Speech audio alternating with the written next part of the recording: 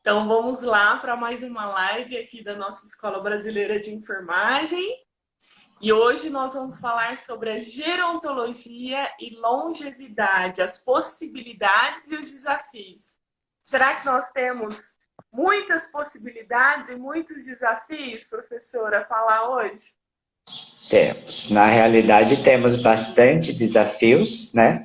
Mas é lógico que é bem possível conversarmos sobre algumas possibilidades, né? Quando falamos principalmente na gerontologia.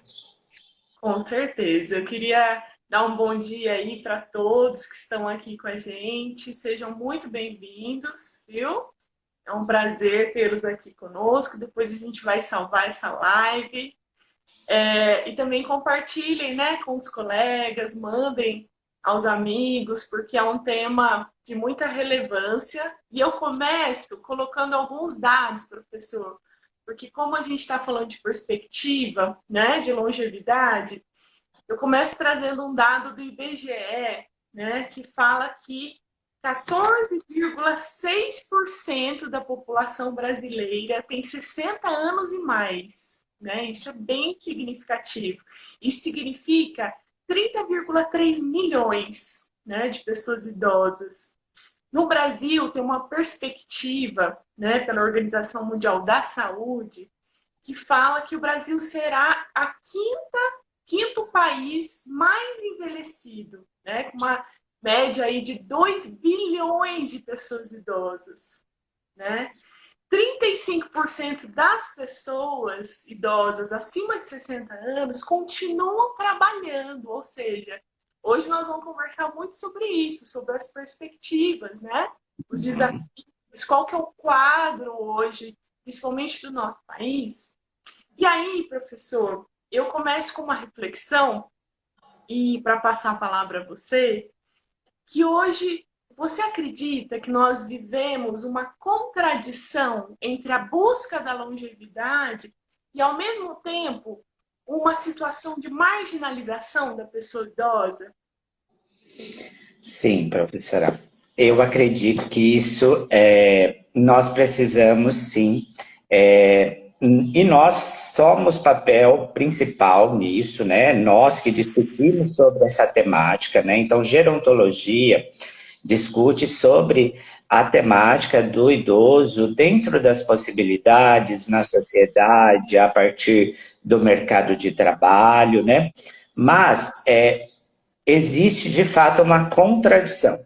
Por um lado, todos tentam buscar, né, uma longevidade maior, e o importante é aumentar os anos vividos, mas com qualidade de vida. Então, quando a gente pensa em longevidade, de buscar ideias, buscar manobras que possam melhorar, né, que a gente possa prolongar o nosso tempo de ano vivido, é importante que a gente tenha em mente que esses anos precisam ter uma qualidade de vida, né? Porque ninguém quer, de fato, ter mais anos vividos e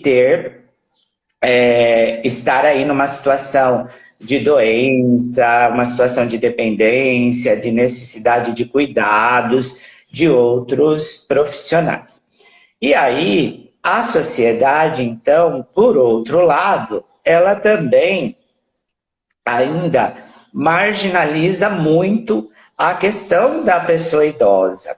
Tanto nos espaços, né? Eu acho que uma coisa importante a falar é a questão dos espaços sociais, né? O quanto o idoso é excluído muitas vezes, né? A política, ela traz algo extremamente importante, extremamente benéfico, mas na prática, às vezes, isso não acontece como deveria acontecer. Um exemplo básico é a inclusão, vamos imaginar um cinema, né? A inclusão aí do idoso, aí tem uma escadaria, né? Porque a maior parte dos cinemas tem essa escadaria, o que impossibilita muitas vezes, né? Então, ao mesmo tempo que existe uma política que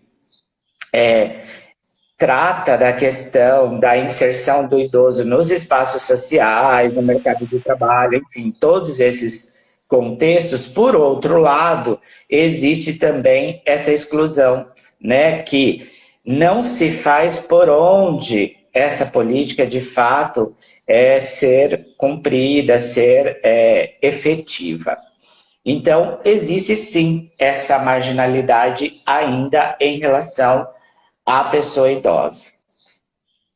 Muito bom, professor. Você traz algumas reflexões sobre até políticas públicas, né? Que a gente tem o Estatuto do Idoso, que é fantástico, que tem muitos artigos importantes, mas que, infelizmente, o Brasil ainda aplica pouco, né? A gente precisa pensar numa questão social do idoso, numa inserção, no envelhecimento ativo.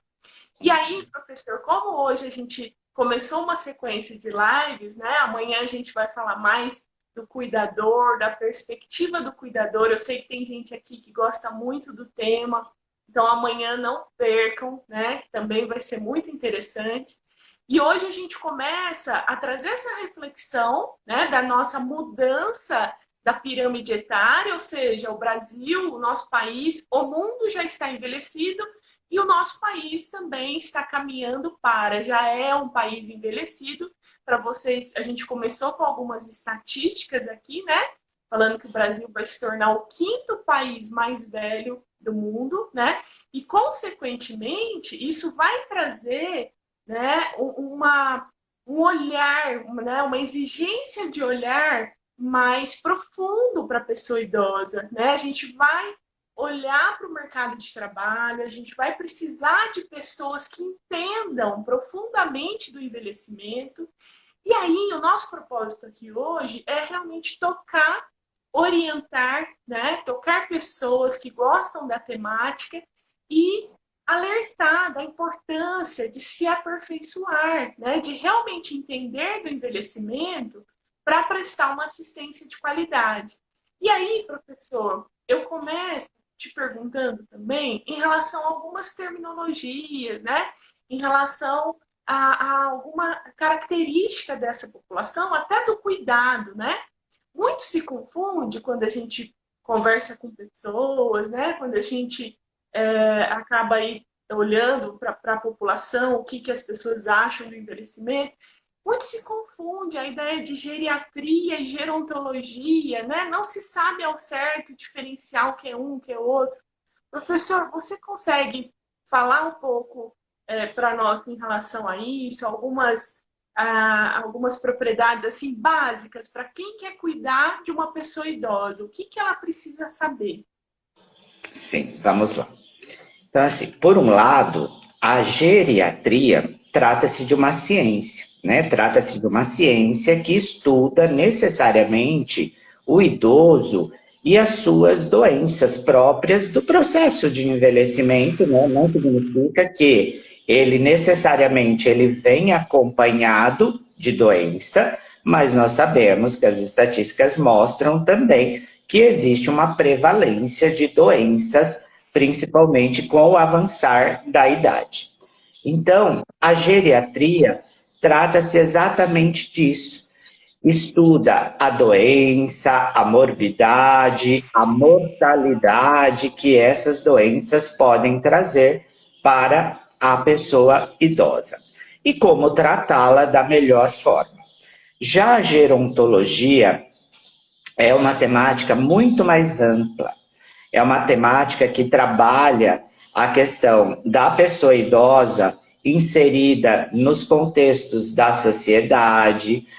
Existe uma pluralidade de especialidades que discutem sobre a questão da gerontologia. E hoje nós temos, não é tão atual, mas hoje vem se trabalhando muito, um outro conceito que é a gerontologia educacional.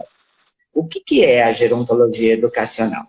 A gerontologia educacional, ela trabalha 3 vertentes, que é a questão de trazer uma educação para a pessoa idosa. Então, a partir das universidades da terceira idade, né, a partir de cursos voltados para a pessoa idosa, para que ela se capacite, né, se tenha uma educação melhor.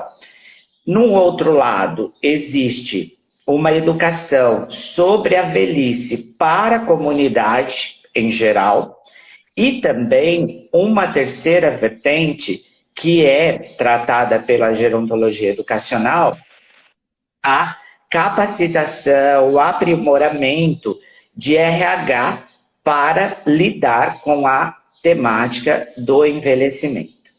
Então, tem se falado muito mais. Então, a gerontologia é uma área extremamente ampla, que temos diversos saberes, diversas categorias, aonde existe ainda uma confusão em relação até onde vai o limite de cada profissional e de cada categoria dentro do cuidado gerontológico. Então, o psicólogo está aqui, o assistente social, terapeuta ocupacional, médico, enfermeiro, nutricionista. Então, mas é lógico que isso vem trazendo, né, vários congressos, vários cursos, vem trazendo essa temática bastante significativa. Ainda falando da questão da gerontologia, é importante a gente ter 3 elementos bastante significativos quando falamos de gerontologia, que é o vínculo, a família e a sociedade, né? Eu acho que o vínculo é fundamental, principalmente porque nós vamos ter uma diversidade aí de profissionais, de categorias, de saberes que discutem sobre a temática e prestam esse cuidado gerontológico também à pessoa idosa. A família, por um lado, né, a gente precisa pensar numa velhice contemporânea, que é o que nós estamos vivendo agora, né? Então, essa velhice contemporânea, o que ela traz para a gente enquanto família? Ela traz que, por um lado, a família abraça, mas existe uma disputa com a tecnologia, né? Então, isso é bastante significativo, porque você vê o idoso inserido, e aí, assim, mesmo assim, é uma disputa da atenção da pessoa idosa em relação a essa tecnologia. Então, as pessoas estão ali, mas na prática não estão. Por quê? Porque estão com seus smartphones, estão jogando, estão nas redes sociais. Então, e o idoso, novamente, é excluído, mesmo dentro da própria família. Por quê? Porque as pessoas hoje, né, a tecnologia trouxe para nós hoje elementos que a gente acaba se envolvendo, né? E a pessoa idosa, por ter uma dificuldade maior em manusear os smartphones, enfim, as redes sociais, ela acaba sendo excluída novamente dentro da própria, né? É uma disputa, é realmente uma disputa da família, da atenção da família em relação à tecnologia. Por um lado, e a gente precisa pensar nisso, porque é uma sociedade contemporânea, é isso que nós estamos vivendo hoje. Por um lado, a família quer abraçar, mas por outro, tem essa disputa em relação à tecnologia.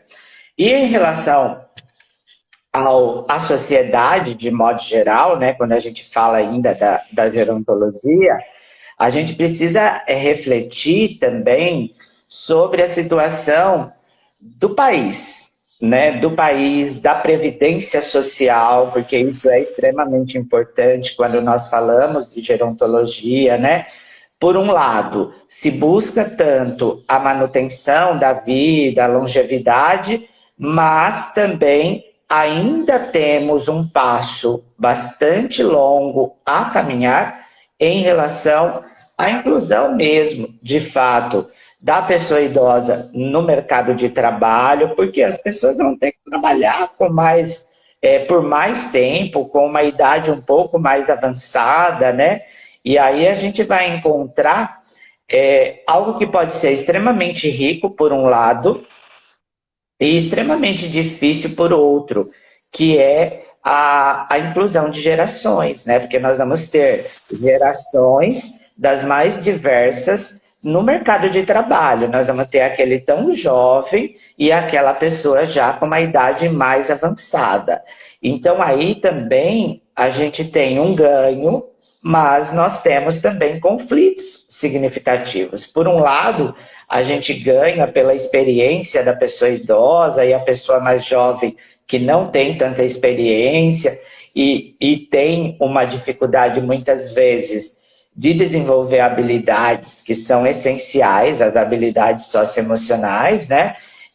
E por outro, a pessoa idosa tem um manejo maior por ter vivido mais, por ter experiências maiores.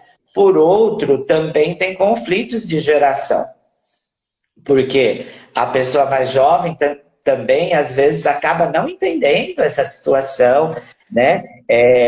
Pelo imediatismo que vive, por tudo estar na mão o tempo inteiro, mais rápido e tal, e a pessoa com uma idade um pouco mais avançada tem uma dificuldade maior.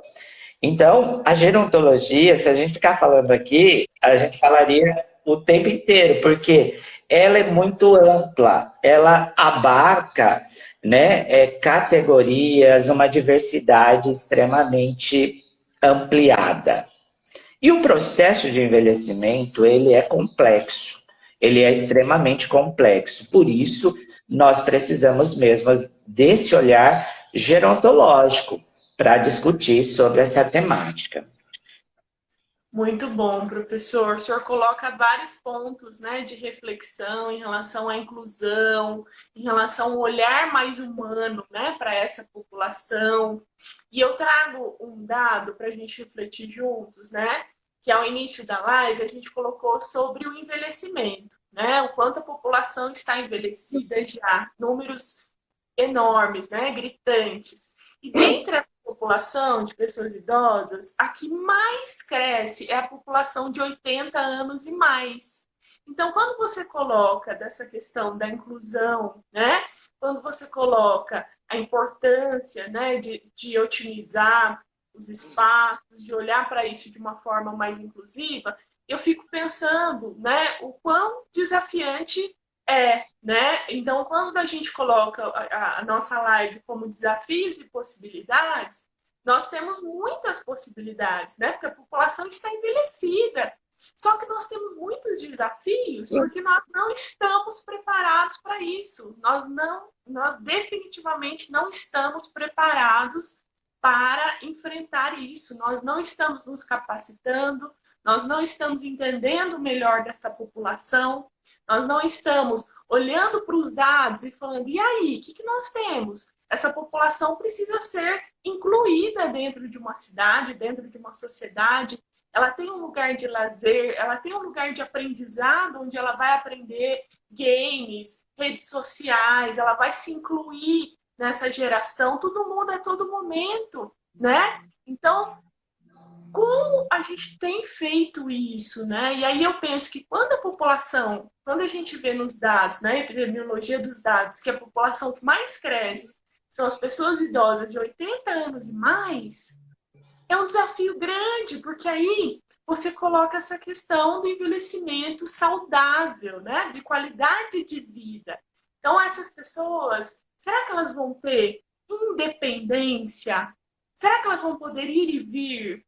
Será que com a independência, será que elas também vão ter autonomia preservada? O que nós estamos fazendo hoje, né, para trabalhar essa autonomia, esse poder de decisão da pessoa idosa, né? O que nós estamos fazendo hoje para prevenir a dependência, né? Então, eu acho que isso é um conflito muito grande.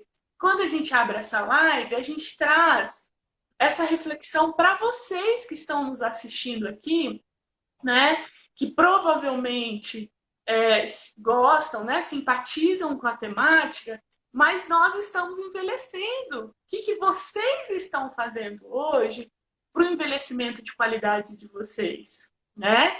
Então, por mais que as pessoas gostem aqui, né, que queiram trabalhar com isso ou já trabalham com pessoas idosas, envelhecimento de cada um aqui. O que nós estamos fazendo para prevenir, né, a dependência, para ajudar a implantar, por exemplo, uma política de saúde. Ah, mas eu não tenho algum cargo de política, não estou inserido. Gente, temos o Conselho do Idoso, onde a população civil pode participar, né? Pode participar das decisões, pode encaminhar projetos.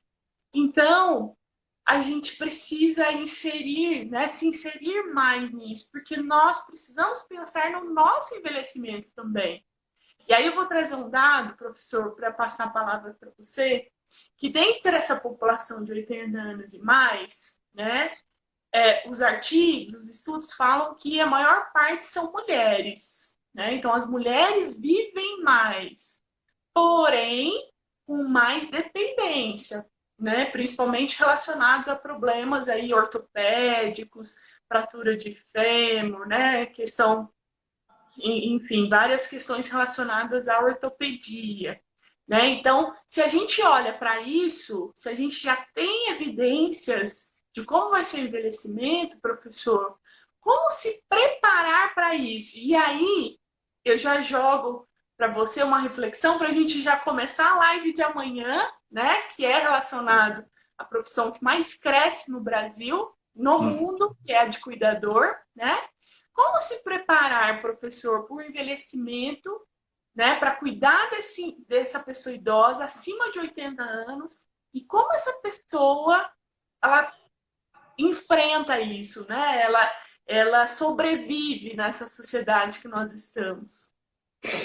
Então, professora, algumas reflexões são importantes, né? Você traz vários meados aí dessa discussão. Eu acho que, assim, pensar na qualidade de vida é um momento que muitas pessoas não valorizam agora, né? Mas nós sabemos que qualidade de vida para a preservação da autonomia e da sua independência é agora, é ontem, é daqui a pouco, é o momento de cada um. Eu acho que isso é extremamente importante.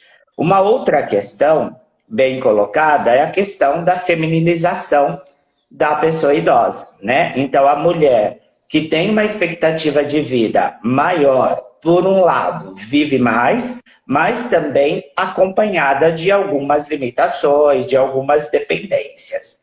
E lógico que isso é contribuído por diversos fatores, né? A mulher, a viuvez, a mulher que vive mais, que era provedora, né? Isso já não é mais nos dias atuais, era provedora do cuidado da família, dos doentes. Então hoje isso já tem um papel totalmente diferente, mas é exatamente isso. Eu acho que nós precisamos pensar em política, eu vou falar de novo sobre isso, não tem como não falar em política pública de saúde. Pensar em política pública de saúde não é achar que os governantes, que as pessoas distantes, que eles têm que fazer. É exatamente o nosso papel. E aí, eu acho que uma questão importante é que as cidades também precisam estar preparadas para isso, né? As cidades inteligentes, as moradias, que são moradias com tecnologias assistivas à pessoa idosa, que permita, muitas vezes, a pessoa ter um prolongamento, conseguir uma autonomia e uma independência melhor, vivendo, muitas vezes sozinha, mas a partir de uma casa adaptada, de uma casa inteligente, de uma casa que consiga trazer um benefício para a pessoa. E aí, trazendo já isso, a questão das pessoas que vivem com mais de 80 anos de idade, né? Hoje, a gente sabe que existem algumas cidades em especial, que são cidades amigas da pessoa idosa, que ganham um selo, né? Mas que na prática, às vezes, acaba nem tendo uma linha de cuidado da saúde voltado à pessoa idosa. Então, assim, muito se tem falado, mas poucas iniciativas efetivas nós conseguimos ver na prática nas cidades, né?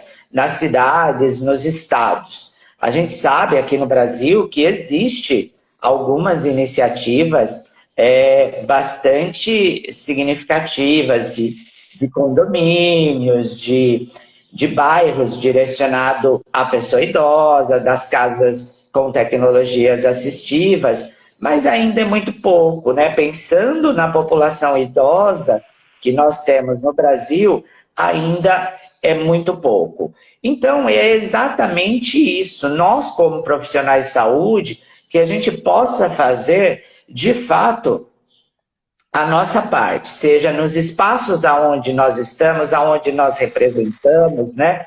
Então, você que é enfermeiro, você que é psicólogo, você que é assistente social, enfim, independente da sua categoria, que você possa, de fato, servir como um espaço de discussão, porque eu acho que o espaço de discussão, a abertura para o saber, respeitar o saber do outro, encontrar e dentro de você que reconhecer que você não tem conhecimento, eu acho o reconhecimento do não conhecimento é fundamental, né? Você reconhecer que você não sabe tudo, que você precisa do outro e ter essa diversidade de saberes, de categorias, trazendo à tona essa discussão do envelhecimento, né? De como trabalhar isso melhor, de como o cuidado gerontológico ele pode ser benéfico à pessoa, porque esse cuidado gerontológico, ele atinge diretamente essa pessoa,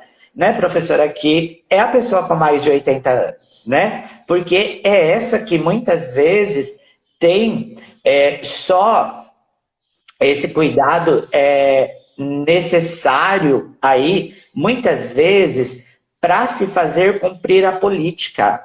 Eu acho que isso é uma coisa muito forte. E aí eu trago, só para a gente fechar, uma discussão, quando a gente fala para se fazer cumprir a política, eu estou trazendo uma realidade que tem aumentado, que é a pessoa idosa em situação de rua. Eu acho que isso é algo para se olhar, é algo que merece uma atenção. E essa pessoa que, de repente, sempre foi a provedora de um cuidado da família e hoje, por afastamento dos vínculos familiares, que pode nem ter mais, nem existir mais, ela acaba vivendo e terminando os seus dias em situação de rua ou como moradora de rua, por não ter condição mínima de moradia, o que o próprio Estatuto da Pessoa Idosa a garante, né? Então, assim, aonde está o cumprimento da própria legislação para atenção à pessoa idosa? Então, eu trago isso para a gente até discutir um pouquinho mais sobre isso na próxima live, mas eu acho que nós trouxemos aqui hoje aspectos bastante significativos da geriatria e da gerontologia de modo geral. E discutir gerontologia é algo extremamente complexo, é algo extremamente amplo, mas que depende exclusivamente do nosso passo, do nosso papel. É exatamente o que a professora falou. É nos conselhos, é nos espaços de discussão, nas discussões de caso, é nos espaços de compartilhamento que nós vamos fazer o nosso papel. E vamos conseguir, de fato, trazer mudanças significativas e que façam sentido na vida dessas pessoas, que são as pessoas idosas e as pessoas com mais de 80 anos que têm crescido muito nas estatísticas, não só no Brasil, mas no mundo, de modo geral. Com certeza, professor. Nossa, linda a sua fala, né? Quando você coloca essa questão dos idosos, das pessoas idosas que estão indo para as ruas, e aí a gente poderia falar sobre tanta coisa, né? Sobre o Sistema Único de Saúde, sobre direitos humanos. Lembrar que o Estatuto do Idoso é baseado na Constituição de 88, né? Que o fundamento é a humanização, a inclusão, né? A pessoa idosa, ela tem direito de viver aonde ela nasceu, aonde ela reside, né? E por que, segundo os dados do IBGE, 35% da população idosa está trabalhando, é arrimo de família, né? O que está acontecendo com a sociedade, né, fragilizada em termos de empregabilidade, em termos de mapa da fome, né, do social, que isso está impactando muito, né, nas pessoas idosas. E aí a gente poderia falar de preconceito, de quebra de paradigma, de etarismo, que é o preconceito contra as pessoas idosas, né, contra a idade, mercado de trabalho, quebra de 1000 paradigmas aqui, né? Então, pessoal, a gente vai caminhando aí para o final da nossa live. Printem aí para nós, né? Compartilhem nas redes sociais, mandem para os colegas. Nós vamos compartilhar essa live aí na nossa rede social. Nós estamos fazendo uma sequência de lives, então fiquem atentos às nossas redes sociais. Vamos ter convidados também, tá? Cuja temática são pessoas idosas, então fiquem ligados. É um tema que a gente precisa falar e nós estamos buscando aqui a união, né? A união para que a gente construa um propósito, para que a gente construa um diferencial para essas pessoas idosas, né? Que é um tema que a gente gosta tanto, né? E estamos pensando também no nosso envelhecimento, né? Queremos pessoas capacitadas, queremos pessoas motivadas, e amanhã nós vamos falar muito sobre isso, né? Sobre as competências dessas pessoas. Será que elas precisam ter competências só técnicas para cuidar das pessoas idosas? Será que a gente precisa falar também de competências comportamentais, né? No início da live o professor falava, né, sobre a era digital.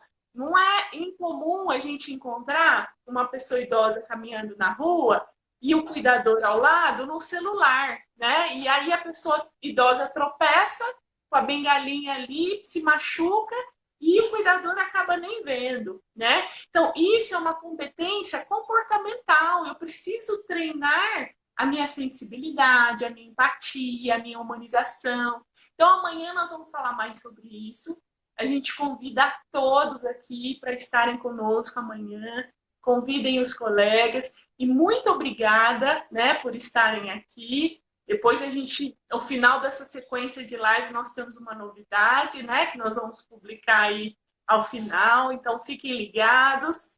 E muito obrigada, professor. Tenha um ótimo dia, viu? Foi muito boa a nossa live. Obrigada aí pela parceria de sempre. Muito obrigado, professora. Muito obrigado a todos e que tenham um excelente dia. Até amanhã. Aguardamos vocês.